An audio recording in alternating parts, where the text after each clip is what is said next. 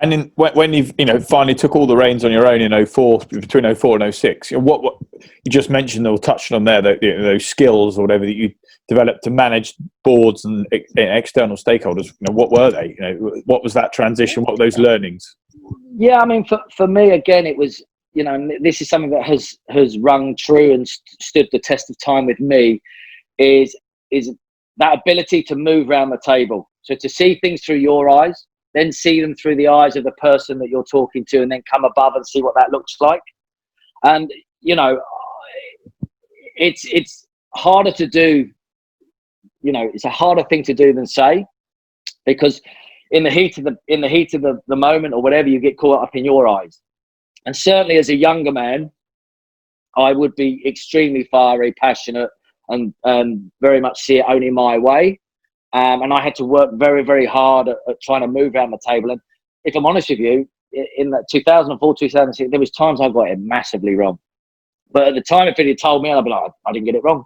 When I look back and I look at those things and those times and those experiences, I'm like, yeah, you could have done that differently without compromising the passion and the values that are important to you as a person. Any specifics?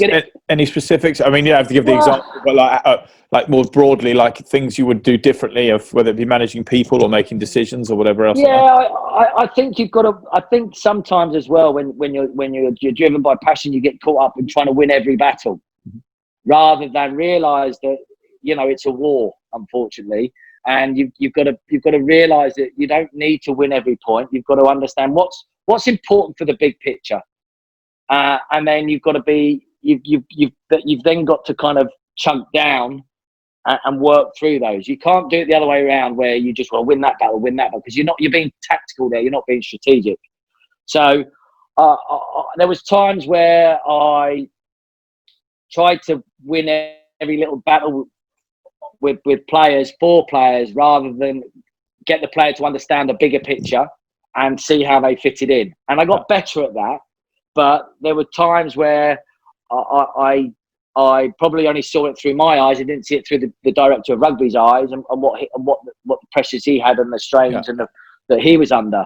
So I saw that in sport, and I also saw that in business. And business in sport is black and white. It's win or lose, right? In business, there's so many shades of grey that you have to realise that sometimes you lose when you win, and sometimes you win when you lose. Yeah. But that's hard for a sportsman to understand in business.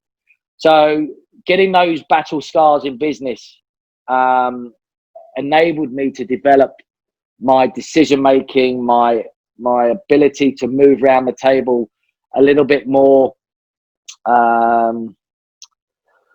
with less emotion. Got better and better, really, if I'm honest with you. So yeah, there are things I would definitely do. So I'm starting to reflect now. Like,